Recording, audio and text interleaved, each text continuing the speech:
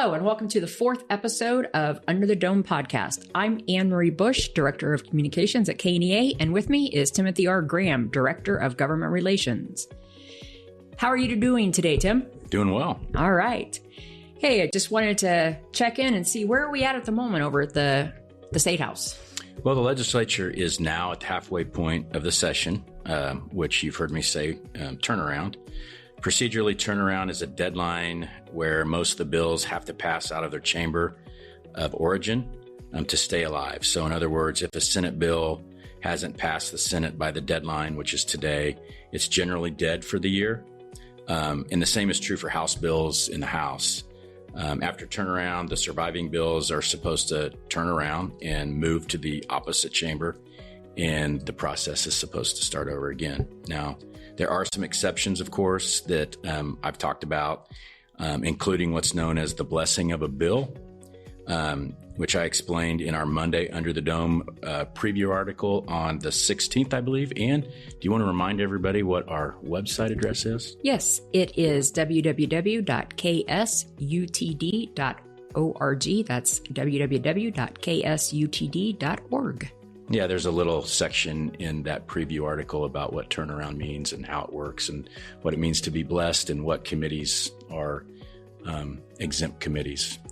And I know you said that bills have to be basically, today is kind of the drop dead day.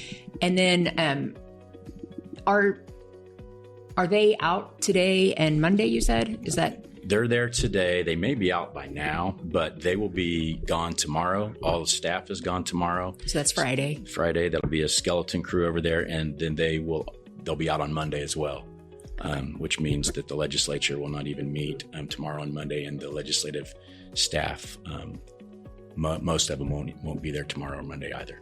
Okay. You want to talk about some of the bigger issues going on? Yeah. So we're at the halfway point. We're taking a break, but we're going to hit the ground running on Tuesday next week. So I want to talk about a few issues that we've talked about before and just give everybody an update of where we are on those issues. One of those issues, let me kind of give you a brief on what issues I'm going to talk about real quick. I want to talk about where the cell phone bill is and the issue of cell phone bans at the moment. The bill was declared materially altered. I'll get into that in a second. We'll cover where the voucher bill is at the moment, which we'll talk about a hearing that's coming up next week on that. And then I'll talk again about the budget, which we've talked about several times because it's been starting and stopping for us. And so we'll try to bring everybody up to speed on where the budget is at the moment. All right. Sounds good. So if you recall, now let's go to the cell phone bill real quick. If you recall, the latest version of the cell phone bill was inserted into the Senate bill as a shell. The number would be, it's called House Sub for Senate Bill 281.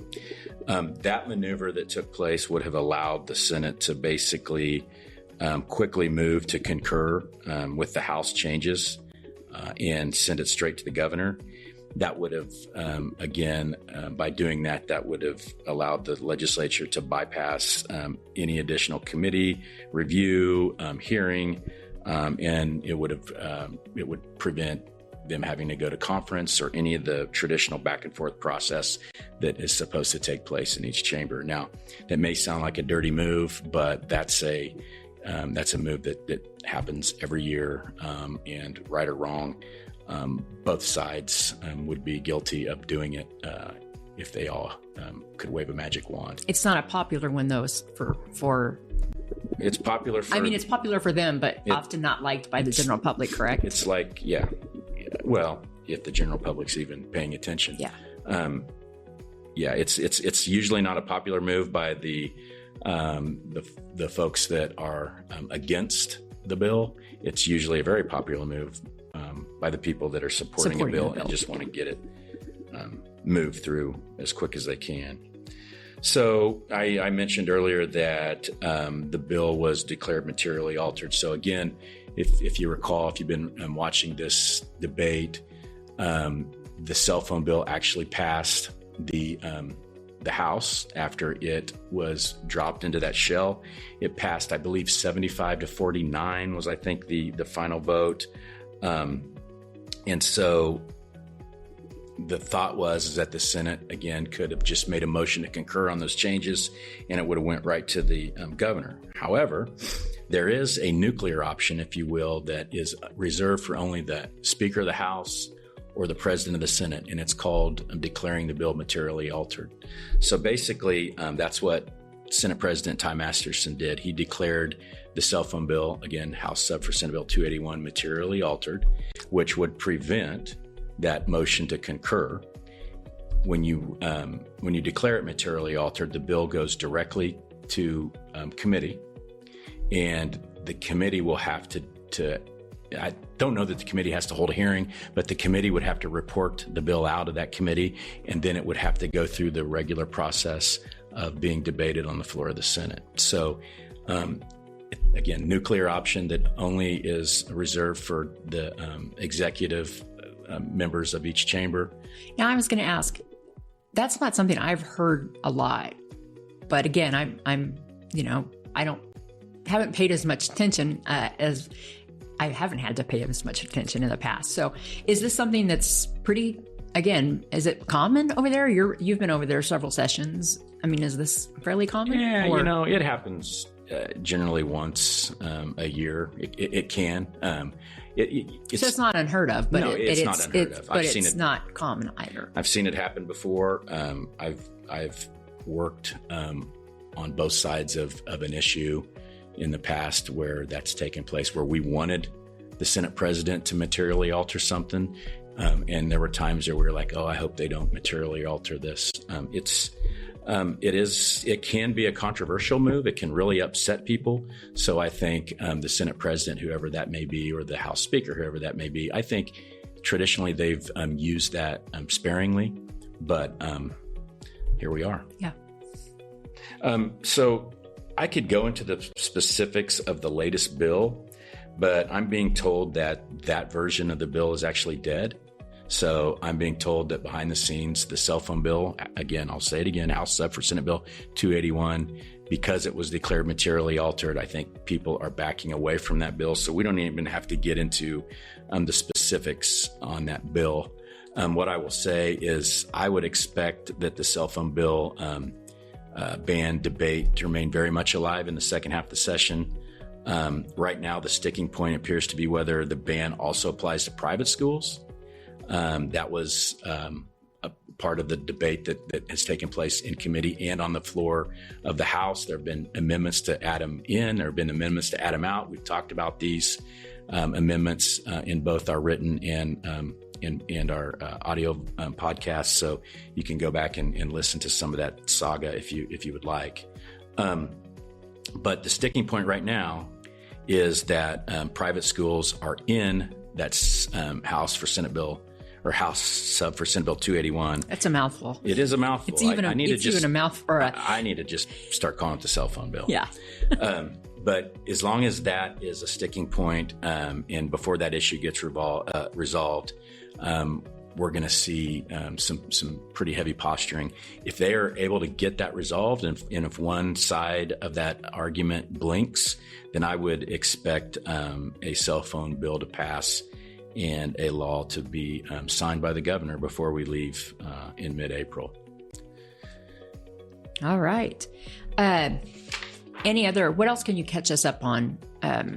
What about the bathroom bill and the veto there? Can you maybe update us a little bit on that? Yeah, as you guys probably saw on our social media feed and under the dome, that the House and the Senate both very easily overrode the governor's veto on that bill, so it becomes law. The effects that it will have financially on school districts remain to be seen. That was a big concern. And then obviously the effects that it has on the mental health of those that feel targeted by this and the families of those that feel targeted by this remains to be seen too. I think in both cases, it's unfortunate, and I'm saying that as politely as I can. Thank you for the update on that, Tim. What about the voucher? What's going on with that? Yeah, so the voucher bill that passed the House now is being heard in the Senate Education Committee on Tuesday. For those of you that remember, that's House Bill 2468. That's the bill that would opt Kansas into the federal tax scholarship program that was included in the big, beautiful bill here several weeks ago that came out of Congress. The bill also significantly increases the state's existing tax credit scholarship, the so-called low-income tax scholarship. And both of those are voucher schemes, if you will. They're vouchers in the form of tax credits. We oppose that bill when it was on the House side, and we will continue to oppose it Tuesday in the hearing that will take place in the Senate side. Any plans to testify? Yeah, so interestingly enough, testimony was due about an hour ago, based on the fact that we are at turnaround and there will be no staff in the building tomorrow or Monday. So testimony that should have been due on Monday is now due today. And so we did get the testimony in. The good thing about that is it's the same testimony that we delivered on the House side because it's the same bill and it's been lightly altered. So our testimony is appropriate to the hearing on Tuesday. Unfortunately, that puts a lot of our members out of contention, if you will, for being able to submit their own testimony, because by the time they hear this, or by the time we would have been able to get something out, the deadline would have been passed. So we'll do a really good job of carrying their concerns in the hearing on Tuesday. All right. And any other updates that you want to share? Yeah, so let's talk about the budget a little bit. I know that most of our listeners will have also been subscribers to our emails and our social media feeds, and they would see that we've sent out 2 alerts, if you will, calls to action to ask them to contact their state rep and ask for extra funding on SPED during the budget debates. The budget debate was originally scheduled for Wednesday. I was told that on good authority by several sources on both sides of the aisle that debate was to have taken place on Wednesday the 18th. And that didn't happen, correct? It did not happen. And then it didn't happen today either. I think they decided that they had way too many other things to do. As a matter of fact, the House in the last 2 days has debated well over 100 bills. So it's been marathon. And there's been movement on a lot. Yeah, yes. There's been a lot of movement. It's been a marathon couple of days for the House. And the Senate has taken up quite a few bills as well. Now, the Senate hasn't taken up any education bills because there's inter-party squabbling that's taking place. And how do I say this? Let's just say it. The majority leader is refusing to bring any Senate bills across the floor until the cell phone issue is resolved. Now, the question may be, why does one person get to decide that? The majority leader in both the House and the Senate, they have the authority of setting the calendar of debate for the day. So when you hear me talk about bills that are below the line, a bill can stay below the line until it dies. That means that it's been passed out of committee and it's gone to either the House or Senate chamber, and it remains below the line. When the majority leader decides that any bill needs to move above the line for debate and action, that will take place, and they have the authority to do that. The majority leader. Now, that's not to say that they don't talk to other members of their chamber, other members of leadership to decide on whether that takes place. But if there is any disagreement, which there obviously is now, then the majority leader gets to have that final say. Now, there is a procedural motion to move a bill above the line. I can't remember whether it takes 24 votes or 27 votes, but you don't have all these numbers memorized. No, and the law has changed.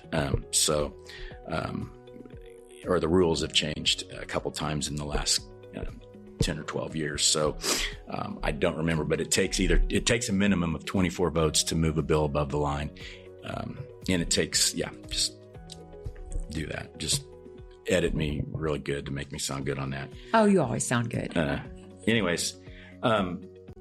So since we haven't really been given, I've been told when they're going to do the debates next week, but since we can't trust my everything. sources, and since I don't want to have egg on my face again, I would anticipate budget debates next week. But at a minimum, the good thing is we've got a head start on having our members contact the legislature asking for extra SPED funding, and we're going to continue to ask them to do so until these debates take place, and hopefully it will help us get some extra funding in SPED. So contact your House or Senate, and Senate, original, yes, and you can check out. I think we've written a couple articles about that. We've put it out on social media. We've sent call to action. So, and I would imagine maybe there will be an updated call to action in the next few days too. Can you briefly just give us a summary of the first half of the session? Yeah, I'll say this. The tempo has been brutal for everyone involved, legislators, lobbyists, staff. This new expedited schedule can be a lot. And unfortunately, as the schedule gets expedited, the number of bills does not dwindle down. The number of bills stays about the same. So it's been brutal. The rhetoric has been pretty brutal too. There's been some really tough talk. There's been, particularly in the lane of education, we've had to endure some verbal attacks by several legislators and groups.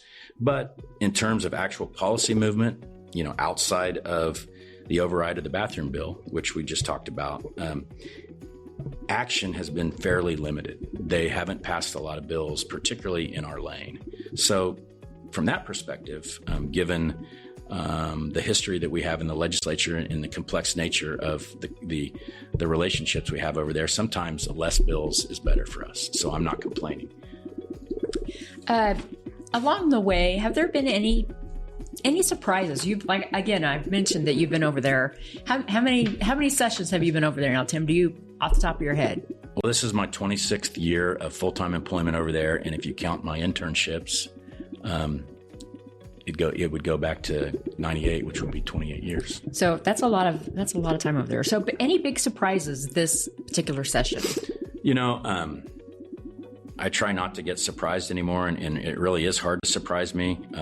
But I'm a little disappointed right now. I'm a little grumpy, which I'm known to be at sometimes. Graham's grumblings. If you haven't checked his opinion pieces out, you can do that on Under the Dome. Yeah, thank you for that plug. Right now, the legislature feels very robotic, feels very transactional. They are following their various leaders. They're following the various entities that support them politically, and as a result, original thought isn't actually in abundance. You're not seeing a lot of original bills that, in the sense that we used to see, problems throughout the state. Somebody brings an idea, they talk it out with several people, come up with a good, healthy response, appropriate response that generally passes both chambers of the legislature bipartisanly. Instead, you're seeing a bunch of boilerplate language that's coming in from heavily funded political, ideological think tanks, and that in result makes that reduces the arguments, if you will, and the debate to talking points and slogans. The outcomes are already predetermined, and that just causes a lot of unnecessary hard feelings amongst legislators.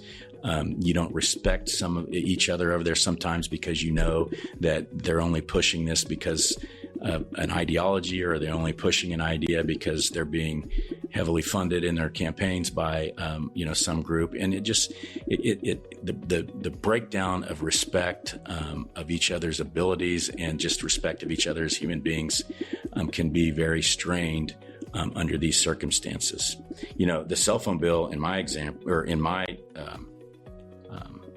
belief is a prime example of this. I've told you before, or I've told the readers and listeners of Under the Dome before, that several of the legislators on both sides of the aisle, they made their minds up ever before seeing the final draft of any bill, let alone the first draft of a bill, right? And do you think some of them even read? Do you think? No, I can tell you in some of the discussions I've had with legislators over there, they're telling me things that they believe are in these bills and it's that aren't even in the bills. So that means they're not even reading the complete and full bill. They're not reading the bills, at least the cell phone bills, and that's disappointing. I guess what disappoints me the most about this, and I'm talking as a parent, remember, we were neutral on two of the bills. We were opposed to another version of the cell phone bill, mainly because that is the position of our members. In talking to members, our members are all over the place on this bill. Some of them are very for it. Some of them are very against it. A lot of people are in the middle with concerns, and that's the way our testimony read, and that reflected the sentiment of the full association, I believe. As a parent, though, and as somebody that's watched this process for years, I'm really disappointed that the issue of mental health of our kids, especially around screen time and device usage, has basically only been given lip service over there. A lot of people talked about it on both sides of the aisle, but it's very, very clear to me, and I've got a very trained eye to know what's going on over there, that the mental health crisis that we have as it's related to these phones, if you believe that, clearly took a back seat on both sides of the aisle to a lot of inter-party squabbling, a lot of personality conflicts, and a lot of political positioning. And that makes me sad, because I think this was an issue that everybody could have come together on and figured something out. And I think at the end of the day, if you were to talk to the average parent out there, there's a lot of parents that would like to see these cell phones out of the classroom. Again, I'm just talking. This is your opinion. This is my opinion. And you're a parent. So. And I'm a parent. And our official testimony reflects the opinions of the overall association. Well, thank you. Thank you for sharing. Anything else that you have for this week?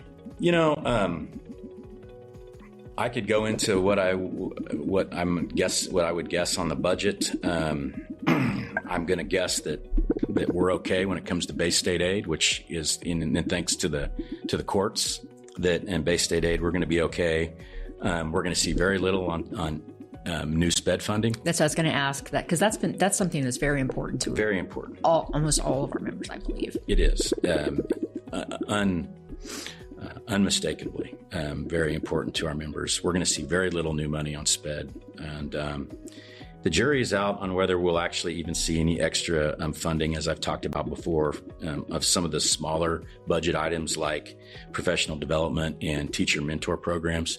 The House has a proviso in the bill that would put some extra money in. The Senate didn't even address it. So the verdict is still out on whether we're going to get that. But again, we'll be okay on Bay State aid, but SPED is going to be left behind again. And we'll see where these other extra programs go in terms of the budget. On vouchers, again, my guess right now is based on a snapshot in time, and I could be dead wrong, but I think it's more likely that we're going to see an opt-in to the federal voucher program. The question on the bill that is going to be heard on Tuesday, and the bill that is the only voucher bill this session, is whether they leave in the expansion of the state's so-called low-income tax scholarship. I think if they leave that into the bill, it would probably prevent the bill from receiving the necessary votes to override a sure veto. So we'll see. I think there's a school of thought over there right now that if they were to separate those two issues, that opting into the federal program would probably receive several more votes than the bill that encompasses both provisions in the bill. On the cell phone, on the cell phone bill, to guess where it goes, again, I don't believe it's dead just because of the materially altered procedure, but I don't know where this bill sets. I think that, again, like I told you earlier, if they can figure out how to come together, when I'm talking today, I'm talking about leadership over there. If they can figure out how to get past the private school issue, then we're going to see something pass.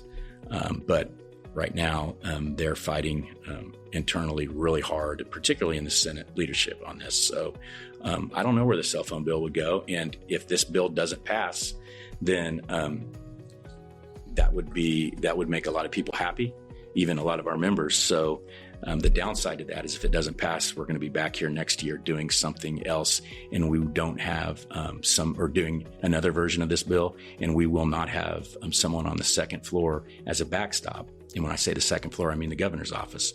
We won't have a governor that will give a backstop and make sure that whatever passes isn't completely overboard. So now this cell phone bill, this isn't new, right? I mean, have we been dealing?